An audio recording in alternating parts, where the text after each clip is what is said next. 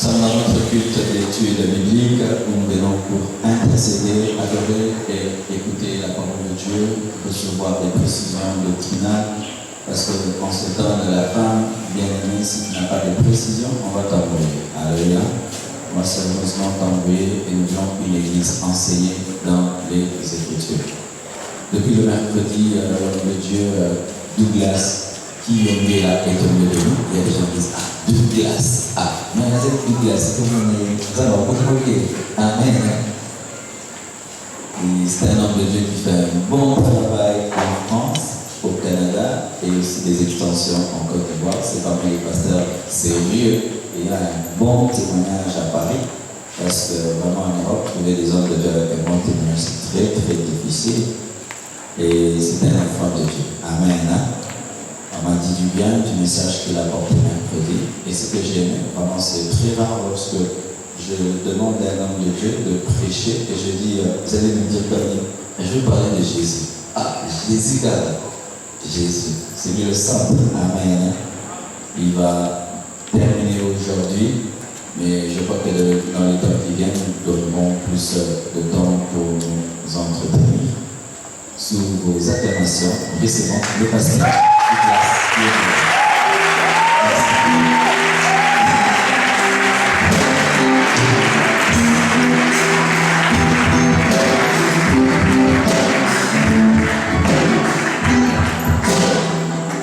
Bonsoir à tous.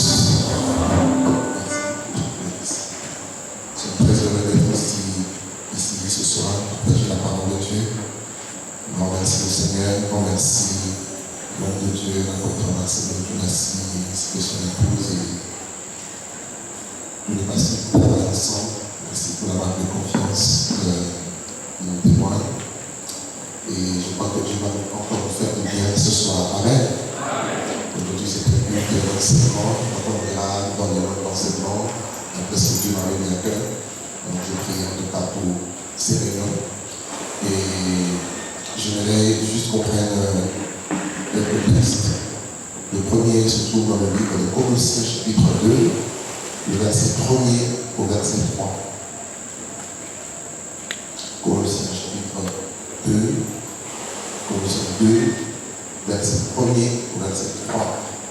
Le thème de la prédication intitule la révélation du mystère de Christ.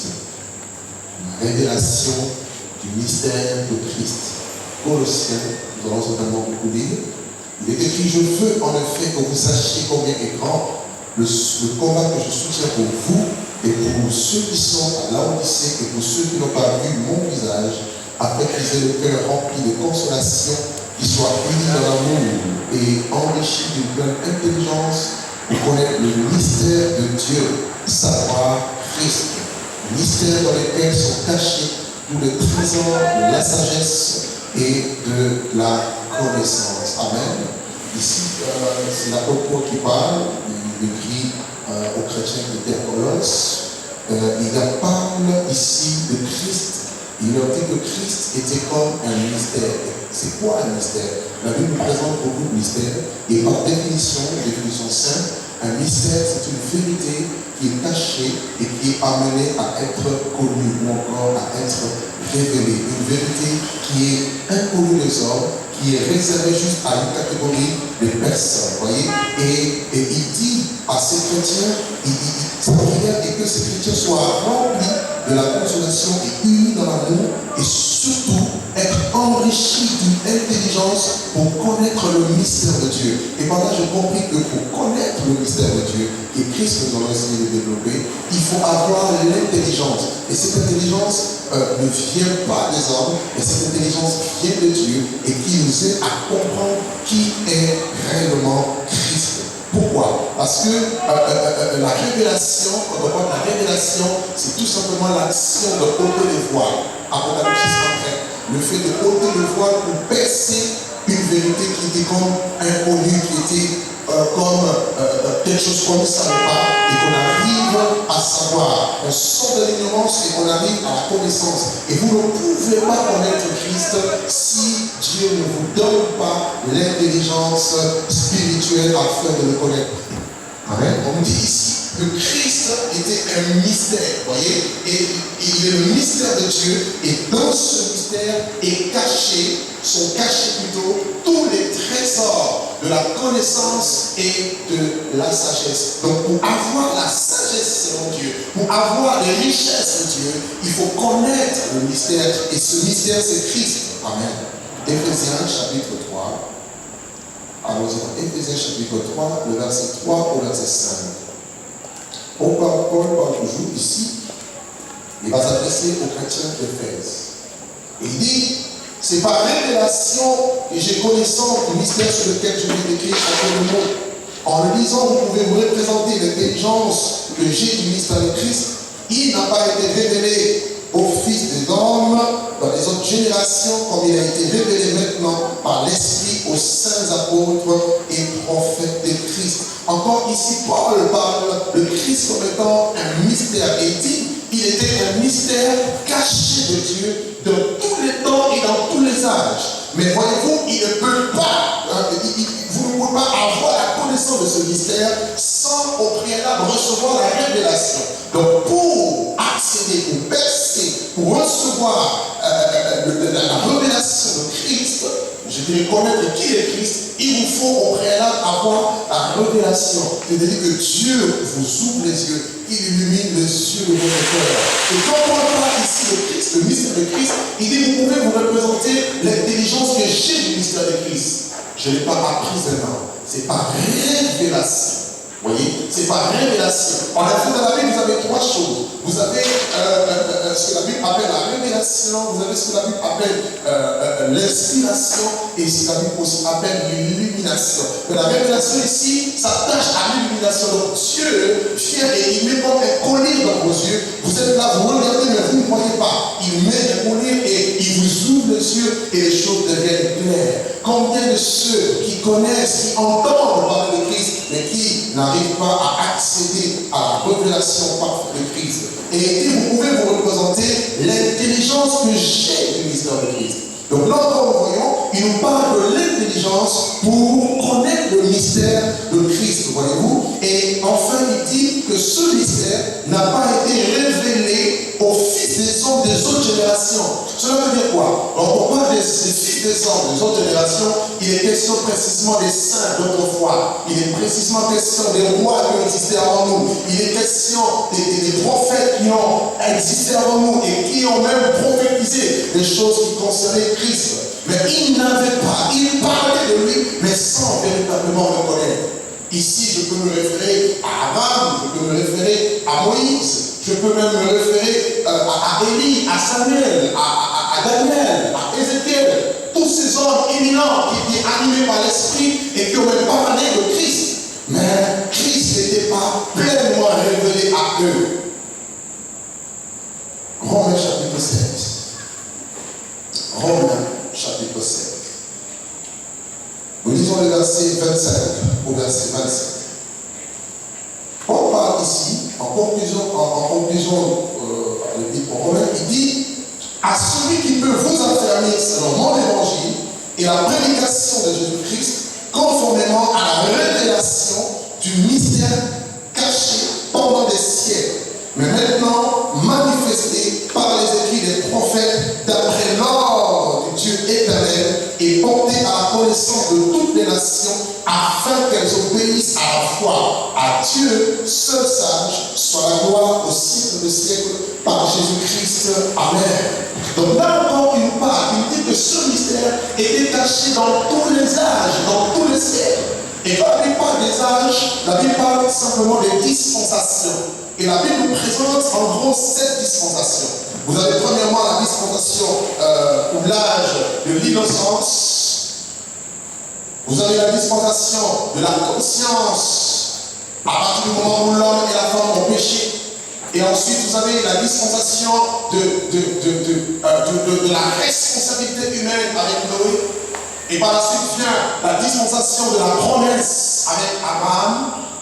Et après cela, vous avez la dispensation de la loi avec Moïse. Et après la loi, vous avez la dispensation de la grâce, dans laquelle nous sommes, ou encore l'Esprit depuis la Pentecôte. Et enfin, le 7e âge, c'est l'âge d'or, ou encore le millénium. Et pendant que Paul parlait ici, il dit que pendant les âges passés, pendant les temps passés, les dispensations passées, Christ était resté un mystère. Cela veut dire que personne ne le connaissait pleinement. Il était caché, il était comme voilé pour eux. Voyez-vous? Et il dit que même ces prophètes, ils ont laissé des écrits, mais Dieu n'avait pas encore donné l'ordre de percer le mystère. La preuve, lorsque vous lisez Daniel qui avait l'Esprit de Dieu et qui prophétisait par l'Esprit, la Bible nous dit dans Daniel 12, verset 4, quand Dieu lui dit d'écrire, Dieu lui dit scelle la prophétie. Scellé. Quand on parle de scellé, on voit comme quelque chose qui est fermé, dont l'accès est fermé. Donc la révélation était comme fermée. Vous voyez, on ne peut pas avoir la plénitude de la révélation jusqu'à un temps marqué par Dieu. Pourquoi? Parce que la révélation étant progressive, Dieu a voulu se révéler à l'humanité de manière progressive, étape après étape. Amen. Amen. Et le but de la révélation, on le verra tout à l'heure, c'est de... J'en parlerai vers la fin. Alors, vous pouvez noter le premier grand point. Je me suis posé la question. Pourquoi Christ était-il un mystère? Et nous allons définir ensemble, nous allons aller dans la Bible, et Dieu va nous aider par sa grâce. Pourquoi est-ce que Dieu a-t-il voulu nous permettre que Christ soit un mystère? Tout simplement parce qu'il est Dieu. Et Dieu reste un mystère. Dieu reste Dieu. Vous ne pouvez pas le comprendre, vous ne pouvez pas le cerner, vous ne pouvez pas dire que moi je connais pleinement Dieu. Non, nous connaissons en partie et Dieu se révèle à nous en partie. Dans le livre de Ésaïe chapitre 45, le verset 15, la Bible nous enseigne que Dieu est un Dieu qui se cache. Il est dit que Dieu est un Dieu qui se cache. Dieu d'Israël, notre sauveur. Quoi? Le sauveur se cache? Oui, le sauveur se cachait. Il n'a pas voulu se révéler pleinement son autorité pour sauver l'humanité. Il n'a pas voulu que les hommes puissent le découvrir. Donc la première raison pour laquelle Christ est un mystère, parce que Christ est Dieu. Et ne l'oubliez pas, nous sommes dans un temps où beaucoup de personnes nient la divinité de Jésus aujourd'hui. Mais laissez-moi vous dire, Jésus-Christ est Dieu. Amen. Dans le livre de Colossiens 2, on a vu que toute plénitude, la Bible dit dans Colossiens 1, il plus à l'intérieur que toute plénitude habite en lui. En lui habite corporellement toute la plénitude de la divinité. Et Deutéronome chapitre 29, le verset 29, nous dit que les choses cachées sont à l'Éternel, mais les choses révélées sont à nous. Vous voyez? Donc Dieu a préféré tenir secret sa personne. Christ était dans son sein, caché, secret, jusqu'à un temps marqué. Mais les choses révélées sont à nous. La raison pour laquelle vous verrez qu'on parle très peu de Christ ou encore du Fils de Dieu dans l'Ancienne Alliance. Plus dans la Nouvelle Alliance où il a été révélé. Dans Proverbe chapitre 25, le verset 2, il est dit que la gloire des hommes, c'est de sonder les choses. Proverbe 25, verset 2, alors que la gloire de Dieu, c'est de cacher les choses. Amen. Donc Dieu dans sa gloire se plaît de cacher certaines choses pour les révéler jusqu'à un temps. La raison pour laquelle nous cherchons Dieu, nous continuerons toujours à le chercher. Est-ce que ce qui m'étonne souvent, c'est quoi? C'est quand je lis dans Ésaïe 6, je vois comment les séraphins qui se tiennent au-dessus du Seigneur, le cessent de l'adorer nuit et jour, mais il sait me dire saint. En réalité, il ne se fatigue pas. Pourquoi? Parce que quand il dit saint, Dieu se découvre avec dans une facette de sainteté et ils sont émerveillés et ils adorent encore. Et quand il dit saint, il se révèle encore différemment. Donc même l'éternité, je suis conscient, n'est pas suffisante pour découvrir la grandeur, la magnificence, la profondeur, la hauteur, la largeur de ce Dieu. Il est Dieu et il restera. Amen. Amen. Alors quand je vois les chrétiens s'ennuyer, je dis il y a un problème. Parce qu'au ciel, on ne va pas s'ennuyer. Plus on l'adore, plus il se révèle à nous. D'ailleurs, l'adoration, c'est la conséquence aussi de sa révélation. Il se révèle à nous, on l'adore. Et on l'adore, il se révèle encore à nous. Il se révèle à nous, on l'adore. On l'adore, il se révèle à nous. Donc, il sera comme ça. Amen. Amen. Plus il se révèle, plus il te donne ce qui est à lui. Amen. Deuxième grand point. Je vais détailler un peu le parcours de ce mystère. Pourquoi il est un mystère? Parce qu'il est Dieu, caché en Dieu, jusqu'à un temps marqué. Il a la 4 nous dit que lorsque le temps a été accompli, Dieu a envoyé son Fils. Deuxième grand point, parcours de mystère, de ce mystère de Christ. Alors, vous allez voir dans l'Ancien Testament, il va y avoir des typologies de Christ. Il va y avoir des choses qui vont préfigurer Christ. Il va même avoir des individus qui vont préfigurer Christ. Et il y aura aussi ce qu'on appelle la théophanie, les représentations du Seigneur sous des formes différentes. Alors, j'ai noté 7 points. Il y en a plusieurs, mais j'ai noté juste 7 points que je vais partager avec nous ce soir en parlant de ce parcours de Christ. Alors, le premier point, c'est quoi? Le premier point, Christ est la lumière. Genèse chapitre 1er. Allons rapidement dans le livre de Genèse, au chapitre 1er, le verset 1er au verset 3. Au commencement, Dieu créa les cieux et la terre. Et la terre était informe et vide. Le verset 10, elle est devenue informe et vide. Et le tohu, le chaos. Et il y avait les ténèbres sur toute la surface de l'abîme. Et l'Esprit de Dieu se mouvait au-dessus des eaux. Et Dieu dit que la lumière soit, et la lumière fut. Amen. Au commencement, Dieu créa les cieux et la terre. En hébreu, Bereshit bara Elohim et Hashamayim ve'et haaretz. Au commencement, on le présente Dieu. Et je veux dire à quelqu'un ici, au commencement de ta vie, ce n'était même pas tes parents, c'était Dieu. Quelqu'un ne m'a pas compris. Tes parents t'ont procréé. Ils t'ont donné le corps avec la forme, le visage qui leur ressemble. Mais celui qui t'a créé, c'est Dieu. Qui a mis en toi l'Esprit de Dieu. C'est pourquoi Jean peut dire, l'Esprit de Dieu m'a créé. Et le souffle du Tout-Puissant m'anime. Au commencement de ta vie, c'est Dieu. Et au commencement de toutes choses est Dieu. Voilà la raison pour laquelle il est l'alpha. Il est au commencement, mais il se positionne aussi à la fin de toutes choses. C'est-à-dire même quand les ennemis se lèvent, puisque tu as déjà eu un commencement avec Dieu, sache aussi que tu auras une fin avec Dieu.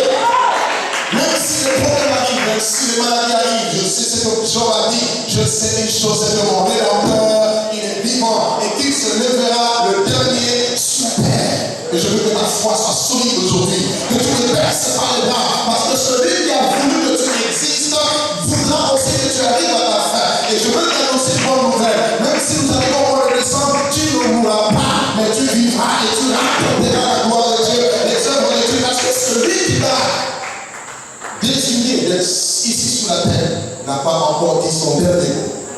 Amen. Au commencement, Dieu créa. Et on nous dit les cieux et la terre. Et quelque chose va se passer. La terre va devenir informe et vide. Il va y avoir des ténèbres. Vous voyez, ténèbres sur toute la surface de la Bible. Et l'Esprit de Dieu n'arrive même plus à agir au niveau de la terre à cause des ténèbres épaisses. Et Dieu, avant de commencer l'œuvre de la création, parce qu'il y avait des ténèbres, Dieu va d'abord appeler la lumière. Et remarquez, Dieu n'a pas créé la lumière, mais Dieu a appelé la lumière comme si la lumière était une personne. En réalité, la lumière est une personne, parce que la personne de la lumière, c'est Christ. Alléluia. Est-ce que je peux enseigner quelqu'un ce matin et ce soir? Je vais dire, la lune, le soleil et les étoiles ont été créés au 4e jour. Mais avant même qu'il y ait au 1er jour, il y avait la lumière. Donc la lumière ne vient pas du soleil. La part de la lumière ne vient pas du soleil. Lorsque Saul était sur le chemin de Damas, c'était en plein midi. En plein midi, le soleil était à son zénith, mais il avait une lumière plus resplendissante que la lumière du soleil. Et Paul a entendu la voix. Je veux dire à quelqu'un ici, Christ est la lumière. Est-ce que quelqu'un m'entend? Et si Christ est la lumière, tous les ténèbres qui sont autour de ta vie sont appelés à disparaître. La Bible dit que celui qui a dit que la lumière brillera du sein des ténèbres a fait briller la lumière dans nos cœurs. C'est-à-dire, même si les ténèbres t'ont environné, sache que Christ, si tu invoques le nom de Jésus, Christ est là, la lumière qui va jaillir. Et quand la lumière jaillit, les ténèbres sont obligées de disparaître. Mais bien aimé, les ténèbres existent, mais la parole de Dieu dit que les ténèbres ne régneront pas toujours. Cela veut dire que les ténèbres règnent, mais leur règne aura une fin. Quelqu'un ne m'a pas compris. Il y aura une fin par rapport aux ténèbres. La Bible dit que les ténèbres ne régneront pas toujours sur la terre et vivant là où il y a des angoisses. couvert d'opprobre. Le pays des habitants de Nephtali, le temps à venir couvriront de gloire. Et la Bible dit que le peuple qui marchait dans les ténèbres, dans le noir, car celui qui va dans les ténèbres ne sait pas où il va, il est comme perdu. Oui, ce peuple qui marchait dans les ténèbres a vu une grande lumière. Tu ceux qui habitaient le pays de l'ombre de la mort, une lumière resplendit. Qu'est-ce qu'il y avait de ténèbres? C'est le péché, la rébellion. Qu'est-ce qu'il y avait de ténèbres? Le fait de se soumettre au diable, à l'ennemi. Mais même si tu t'es soumis à l'ennemi hier, sache que les choses doivent changer. La raison pour laquelle il y a eu une femme qu'on appelait adultère, on a attrapé en flagrant délit d'adultère. Tout le monde venait la condamner, mais ce jour-là, elle était face à la lumière. Et Jésus-Christ, la lumière, regarde les pharisiens et il leur dit: lequel de vous est sans péché, jette la première pierre. Tous, sans exception, depuis le plus grand jusqu'au plus petit, accusés par la conscience, ils se sont retirés un à un. Car devant la lumière de Dieu, rien ne peut résister. Devant la lumière de Dieu, personne ne peut se cacher. Tu peux te cacher devant moi, tu peux te cacher devant tout le monde, mais pas devant la lumière de Christ. Lorsqu'elle apparaît, tout revient à la lumière, tout vient à être exposé. Et Jésus se retourne vers la femme et dit: moi non plus, je ne te condamne pas. Va et ne pêche plus. Et j'aime la suite. Jésus dit: je suis la lumière du monde. Alléluia. Cette lumière de Genèse 1, c'est Christ. Il dit: je suis moi, la lumière du monde. Celui qui me suit ne marchera plus dans les ténèbres, mais il aura la lumière de la vie. Amen. Donc c'est Christ qui est la lumière. Alléluia. Dis à ton ami: Jésus est ma lumière. Jésus-Christ est ma sagesse. Jésus-Christ est ma lumière. Il est ta lumière, il est censé être ta lumière. Deuxième point. Vous avez peut-être une théophanie, et je vais parler d'une première théophanie qu'on appelle l'ange de l'Éternel. Dans l'Ancien Testament, il se présentait aussi comme l'ange de l'Éternel. Genèse chapitre 16, versets 6 à 10. Alors que Agar était en train de fuir sa maîtresse, à cause de l'enfant qu'elle portait, la Bible dit pendant qu'elle était en fuite, l'ange de l'Éternel va s'adresser à Agar, servante de Sarai, en disant: retour. Et vous allez voir que dans Genèse 16, verset 10, que l'ange de l'Éternel parle au nom de Dieu. Aucun ange ne parle au nom de Dieu. Tous les anges sont des créatures. Amen. Amen, amen. Les anges sont des créatures de Dieu. Hébreux 1, 14 le dit. Et on ne doit pas invoquer les anges, ni encore moins les appeler. Nous prions Dieu et c'est Dieu qui envoie les anges pour nous assister dans nos combats. Amen. Amen, amen. Vous voyez, et quand vous allez regarder l'ange de l'Éternel, vous allez voir que lui, il a un caractère différent. Parce qu'on l'appelait Dieu. Parce que c'était l'ange de l'Éternel. Et on retrouve le nom d'ange de l'Éternel uniquement dans l'Ancien Testament. Et cet ange dit à Agar: je multiplierai ta postérité. Oh, Dieu seul peut multiplier. Et cet ange nous parle de Christ. C'était un type de Christ. Genèse chapitre 21, le verset 17. Dans Genèse 21, verset 17, il est appelé l'ange de Dieu. On l'appelle l'ange de Dieu. Et dans Genèse chapitre 31, le verset 11 à 13, l'ange de Dieu qui va se révéler à Jacob et en songe va lui dire: je suis le Dieu de Bethel. Donc l'ange dit: je suis le Dieu de Bethel. Or, le Dieu de Bethel veut dire El Bethel, le Dieu qui se révélait à Jacob. Donc il est Dieu. Dans Exode chapitre 3, verset 1 au verset 14, la Bible nous parle de cet ange de l'Éternel qui est apparu à Moïse au milieu du buisson ardent. Il va lui dire: on te souviens de là où tu te trouves dans le lieu sur lequel tu te trouves est saint. Et plus loin, il dira: je suis le Dieu d'Abraham, d'Isaac et de Jacob. Donc l'ange de l'Éternel, c'est lui qui parle. Il dit: je suis le Dieu d'Abraham. Donc l'ange de l'Éternel est Dieu. Et quand Moïse pose la question: mais je l'ai vers les enfants d'Israël, mais il me demande qui t'a envoyé. Il dit: dis-leur, c'est je suis qui m'a envoyé. Donc l'ange de l'Éternel se prénomme aussi je suis. Or, quand on parle de je suis, on voit Yahvé, on voit l'Éternel lui-même. Et ça, c'était juste une théophanie, la manière de se révéler, où Dieu se révélait aux hommes sous une forme peut-être visible. Dans Juge chapitre 6, le verset 11 au verset 24, Juge 6, 11 à 24, nous voyons l'ange de l'Éternel qui apparaît à Gédéon et lui dit: l'Éternel est avec toi, va être héros. Et vous connaissez un peu l'histoire. Et lorsque Gédéon va demander à faire un sacrifice, l'ange attend, il ramène son sacrifice. Et pendant qu'il le sacrifie, l'ange prend son bâton et il touche le sacrifice. Et le feu va apparaître. Et quand Gédéon voit ça, Gédéon commence à trembler. Il dit, malheur à moi. Il pensait qu'il allait mourir parce que j'ai vu l'ange de Dieu face à face. Car personne ne pouvait voir Dieu et vivre. C'était pas possible. Amen. Amen, amen. Et l'ange lui dit, ne crains point, car tu ne mourras pas. Dans Juge, chapitre 13, le verset 17 au verset 18, nous allons le lire quand même. Juge au chapitre 13, le verset 17 au verset 18. Là, l'ange de l'Éternel va se révéler à Manoah. Manoah qui était le père de Samson. Et il est écrit ceci dans Juge chapitre 13, le verset 17 au verset 18. Et Manoah dit à l'ange de l'Éternel, quel est ton nom? Afin que nous te rendions gloire, quand ta parole s'accomplira. Et l'ange de l'Éternel lui répondit, pourquoi demandes-tu mon nom? Il est merveilleux. Amen. Vous suivez?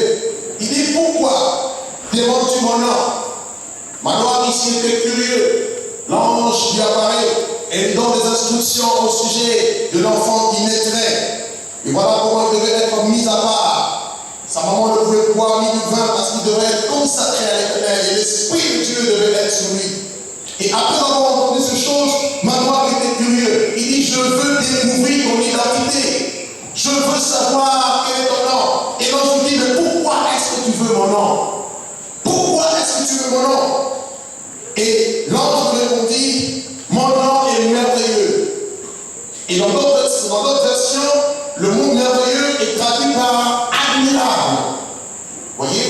Et ce mot admirable nous retourne dans Ésaïe chapitre 9, le verset 5, où le prophète 8 siècles avant la naissance du Messie Christ, il dit, car un enfant vous est né, un fils vous a été donné, et la domination reposera sur son épaule. Et on l'appellera admirable, on l'appellera conseiller, on l'appellera admirable, on l'appellera merveilleux.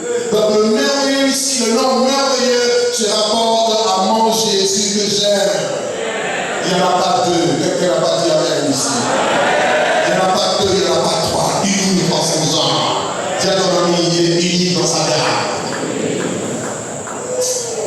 Allez en Afrique, allez en Europe, allez partout, vous ne trouverez personne qui ressemble à lui. Il est merveilleux. Où que tu sois, il fait tout à merveille.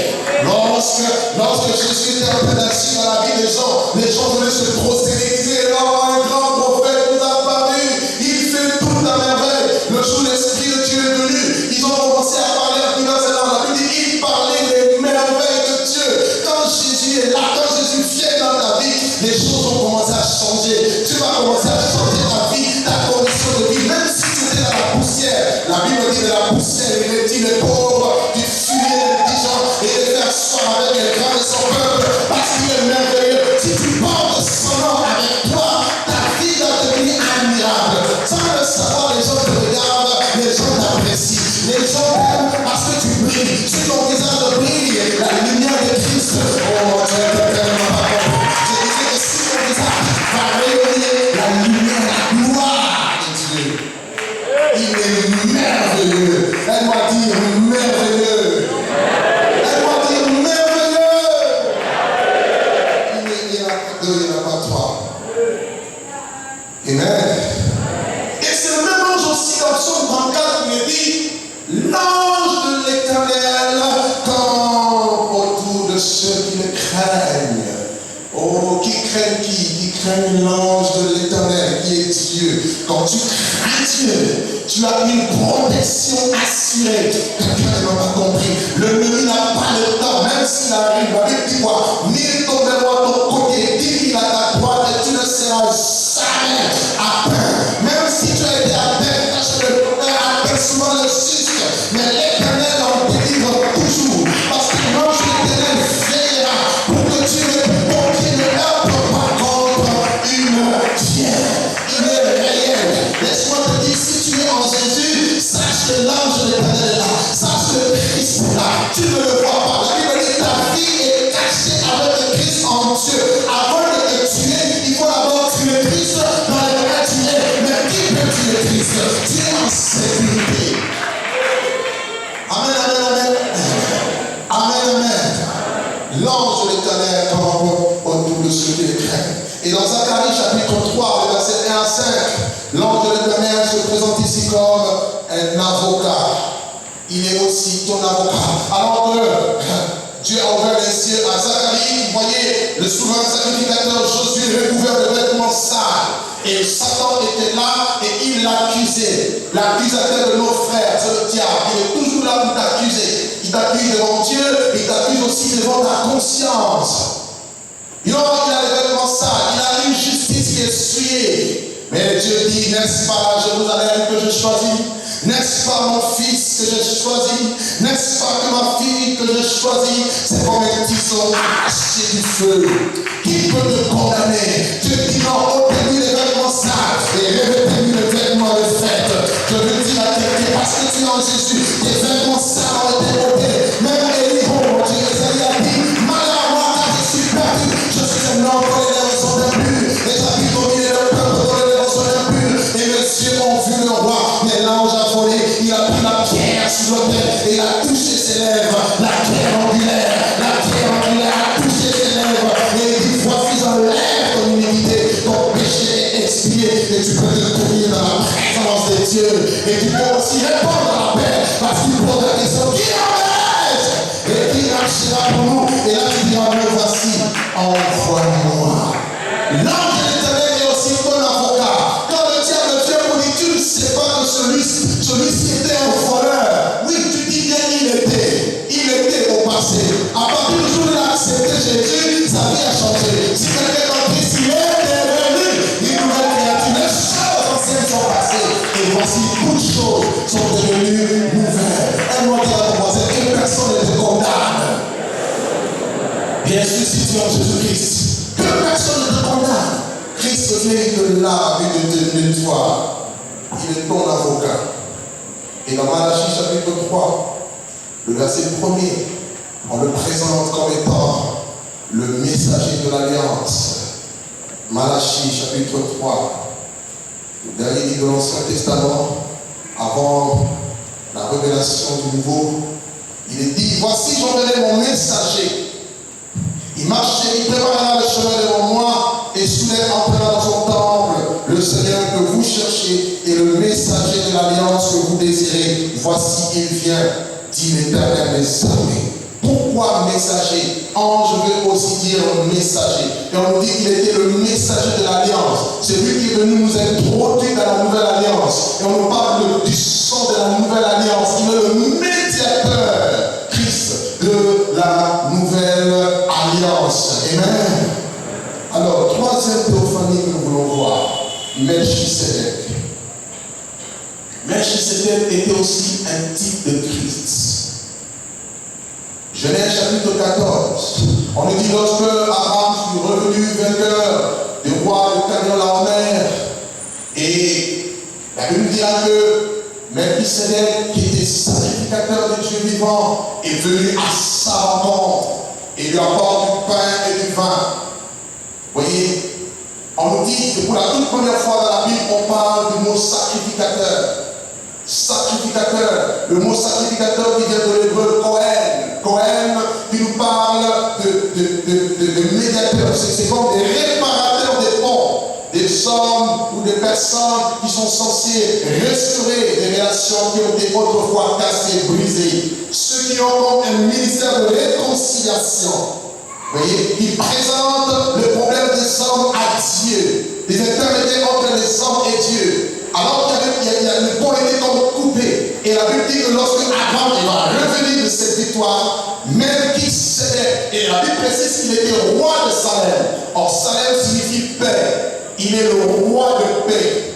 Christ est le roi de paix. Il vient annoncer la paix à ceux qui sont loin et à ceux qui sont près. Par le sang de l'Alliance, et le mur de l'inimitié a été brisé. Par lui, les uns et les autres, nous avons accès auprès du Père. Par la foi, par le sang de l'Alliance. Amen, amen. Et la Bible dit que Melchisédek ne vient pas en même vie, il apporte le pain et du vin. C'était symbolique, ça préfigurait le corps de Christ.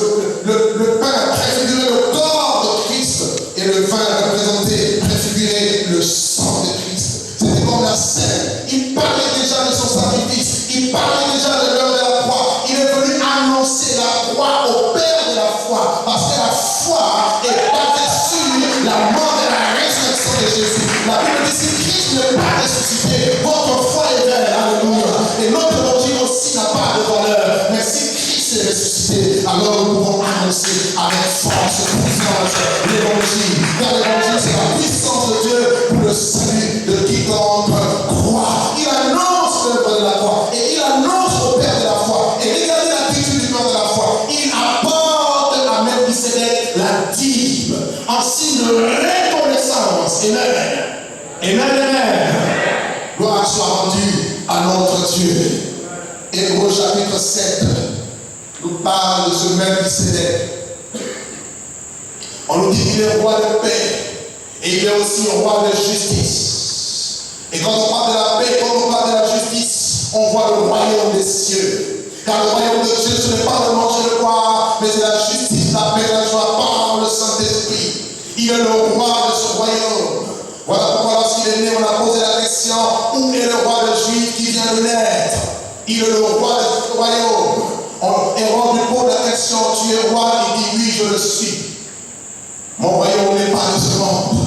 Mais si mon royaume était de ce monde, le serviteur aurait combattu pour moi. Ce Melchisédek est réellement roi. Et la Bible dit qu'il n'a ni père, il n'a ni mère.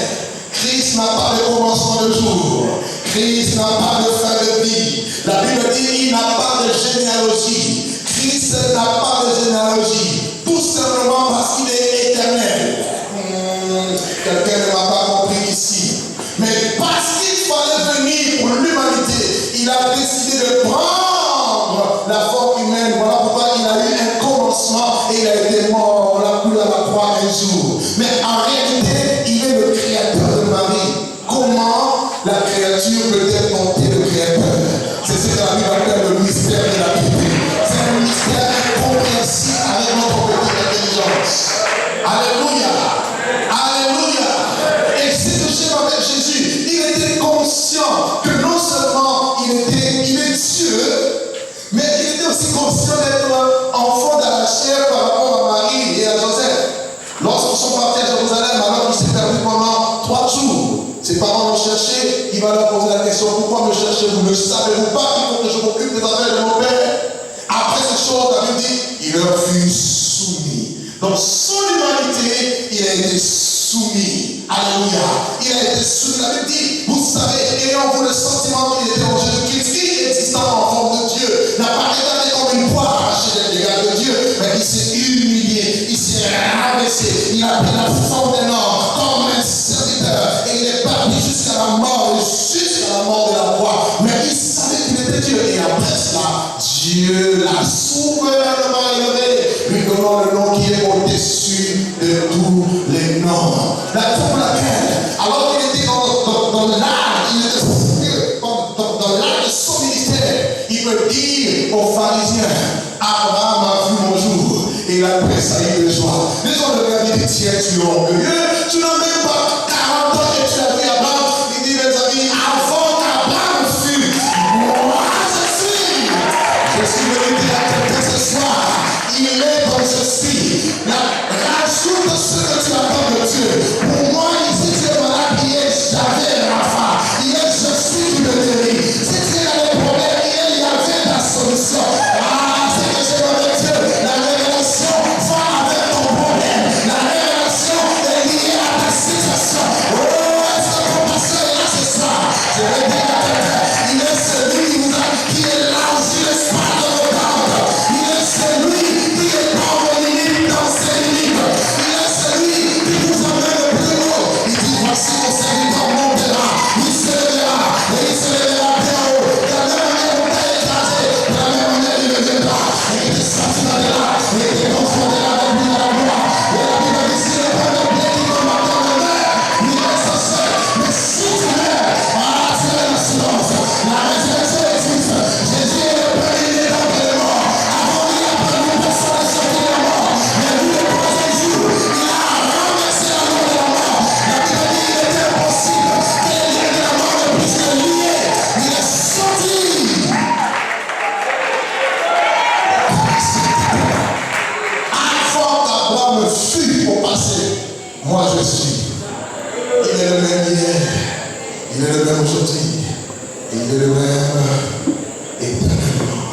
Et la Bible dit Christ est sacrificateur à perpétuité. C'est le Lord de Melchizedek. La raison pour laquelle il fait de toi, à ceux qu'il aime, à ceux qui ont été lavés par son sang, il a fait de un royaume des sacrificateurs. Tu es un adorateur, tu es un poète, tu es un ambassadeur, celui qui va réparer, oui, les hommes avec Dieu. C'est lui, alléluia, tu as encore la parole de la réconciliation. Tu dois répandre l'amour de Dieu autour de toi. Tu dois amener un grand nombre de la bergerie. Oh Dieu, il est le souverain sacrificateur. Depuis qu'il est monté au ciel, la Bible dit qu'il est assis à la droite de la majesté divine et il ne cesse d'intercéder. Si tu tiens ferme, c'est parce que quelqu'un intercède pour toi. Pendant que tu dors, la Bible dit lui, il intercède par l'esprit inexprimable. Il continue son ministère sacerdotal auprès du Père des esprits afin que tu tiennes ferme. L'intercesseur par excellence. Quatrièmement, vous avez les fêtes de l'Éternel. Dans les Lévites. Les fêtes de l'Éternel. Dans Lévitique chapitre 23, toutes les fêtes, pratiquement, préfigurées Christ. Je parlerai simplement de la première fête, la Pâque. La Pâque, Pêche, le passage de la mort à la vie.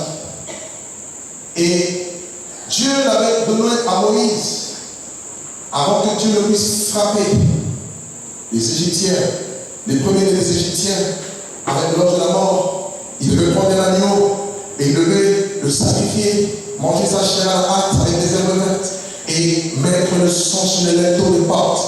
Et quand l'ange de la mort passerait partout où il verrait le signe du sang, personne ne serait frappé. Et laisse-moi te dire, ce signe qu'il a en toi, la mort n'a pas le droit de te toucher. Amen. Tu partiras pas avant le temps, mais tu partiras au moment où Dieu a décidé que tu partes.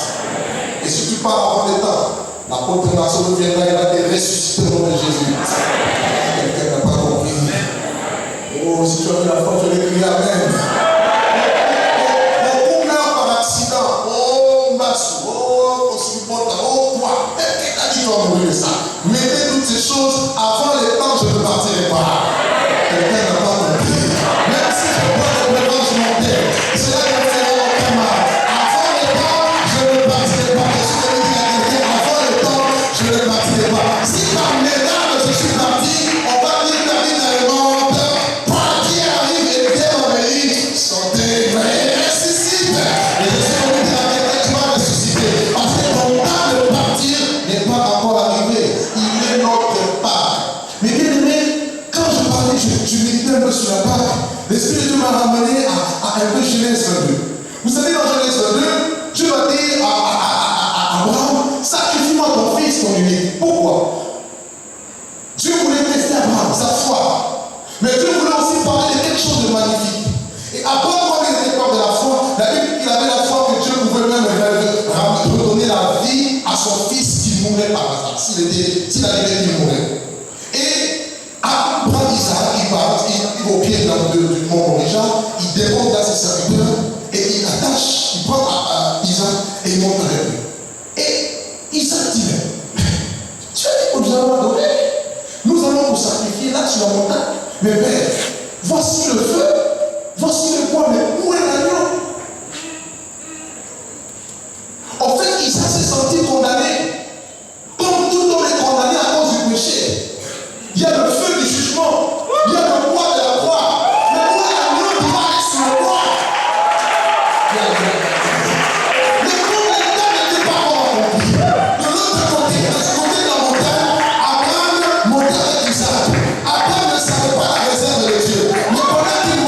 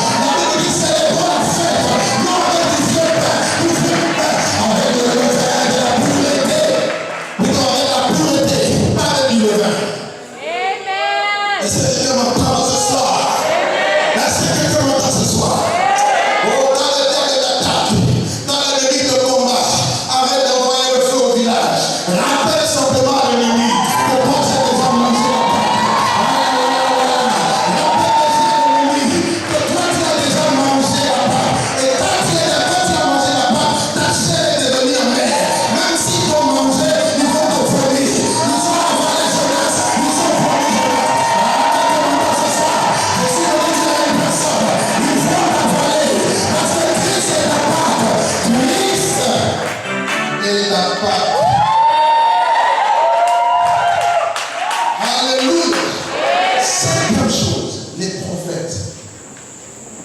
J'ai dit juste cette chose. Les prophètes dans l'Ancien Testament préfiguraient aussi Christ. Parce qu'ils avaient l'esprit de Christ en eux.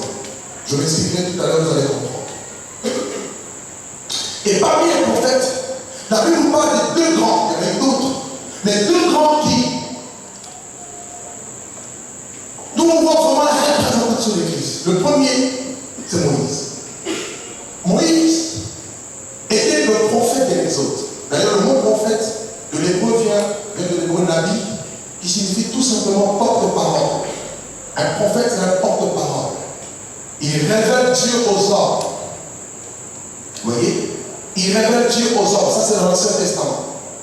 Le prophète de la Nouvelle Alliance, c'est un enseignant, un prédicateur. Il prêche, il enseigne, il exhorte, il console, il exhorte, il édifie, il instruit. Amen. Amen. Dieu a envoyé Moïse pour libérer le peuple de l'Égypte. Or, l'Égypte représente le ténèbres, le monde de ténèbres. Et son roi Pharaon représente le prince de ce monde de ténèbres. Parce que Pharaon n'était pas seulement un roi, mais il était aussi un dieu que les Égyptiens adoraient.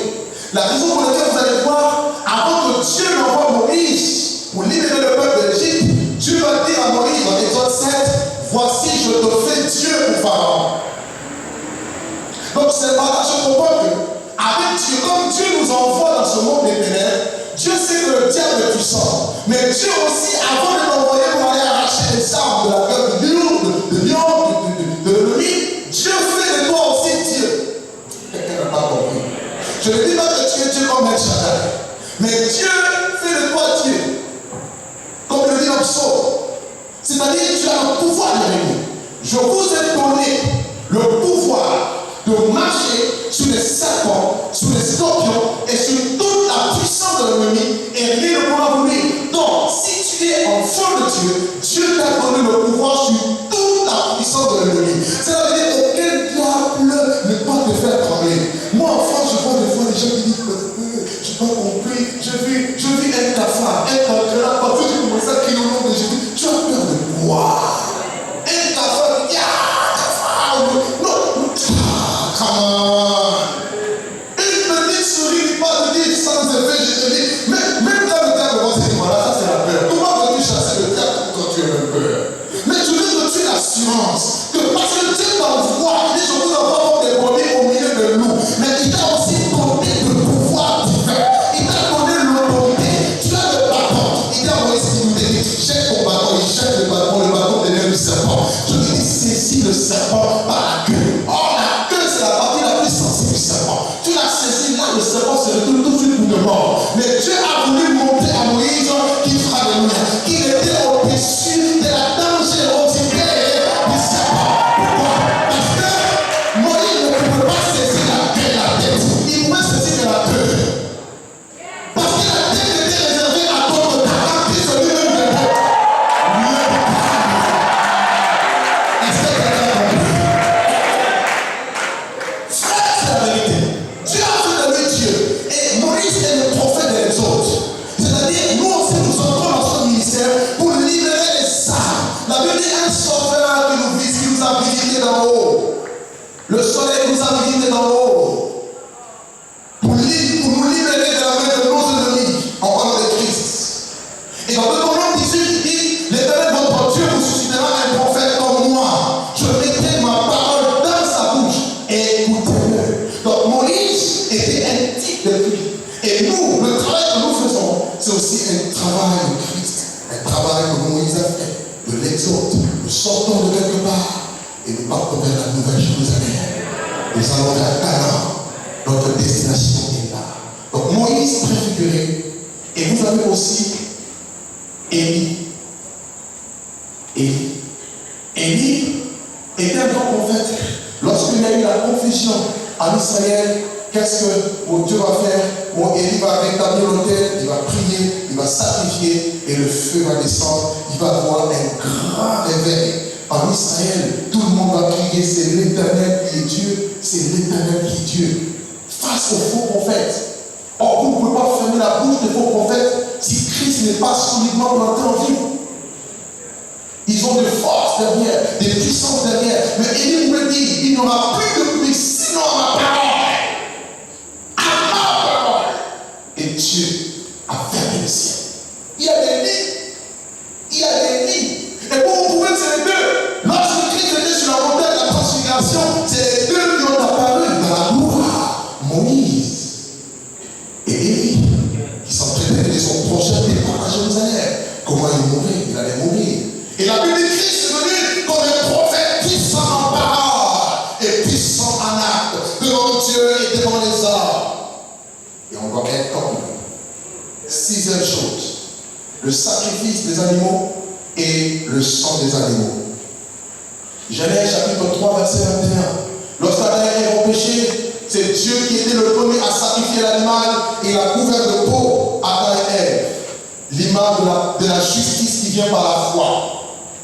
Une préfiguration de ce que Christ ferait. Il prendrait notre place. Il a été fait pour nous justice, sanctification, nous dit la parole de Dieu. Et dans Lévitique 17, verset 1, verset 11 après, la Bible dit que Dieu, la vie de la chair et dans le sang, je veux les donner sur l'autel, avec une certaine discrétion pour vos âmes. Et tous les sacrifices d'animaux, avec le sang qui ont coulé à l'époque, préfiguraient le sang de Christ et le sacrifice de Christ. Pourquoi? Parce que sans effusion de sang, il n'y a pas de pardon pour le péché. Et Christ a payé le péché, pour le péché une fois pour toutes. Hébreu 2 nous dit, de même que les enfants participent à la chair et au sang, il y a également participé lui-même, de sorte que par la mort, il rend le puissant, celui qui avait la puissance de la mort, c'est-à-dire le diable. Et septièmement, vous avez le tabernacle, le temple et tous les ustensiles. Le tabernacle, le temple et tous les ustensiles. Exode 25 en parle. Deutéronome 7 en parle aussi. Hébreux chapitre 9 nous parle du tabernacle et les choses qui étaient dans le tabernacle. L'autel d'airain nous parle où on devait sacrifier les animaux. L'autel d'or où on devait offrir des parfums, de l'encens à Dieu. La cuve d'airain, la table de proposition, les pains de proposition, la cuve d'or. La manne qui était même une préfiguration de Christ, la manne cachée, voyez, et on voit aussi l'arche qui parle de cette divinité. On a eu le temps d'en parler. Et c'est que j'aime, en parlant du temple, regardez lorsque Jésus est venu, après le miracle à Canaan, il dit à ces gens-là, après avoir chassé les voleurs du temple, il leur dit, détruisez ce temple, et en 3 jours je le releverai. Les gens disent, mais non, tu es malade, il a fallu 40 ans pour construire ce temple, et quand tu dis, en 3 jours je le releverai, Christ parlait du temple de son corps. Est-ce que quelqu'un m'entend ce soir? Il parlait du temple de son corps. Pourquoi? Parce que tant que le corps de Jésus n'était pas détruit et relevé 3 jours après, le mystère de Christ ne serait pas accessible. C'est-à-dire, le corps, le temple, on l'a vu, on parle d'une fois, a empêché la pleine révélation du mystère de Christ.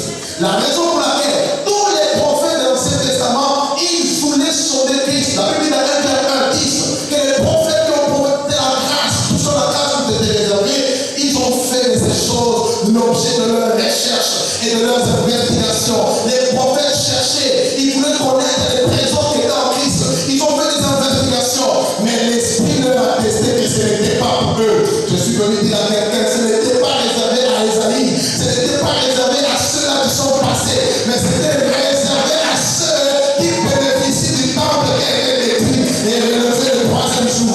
Alléluia! Alléluia! Dans tous les arbres, dans toutes les époques, Christ est resté mystère. Mais aujourd'hui, Christ n'est plus un mystère. La raison pour laquelle il pose la question à ses disciples.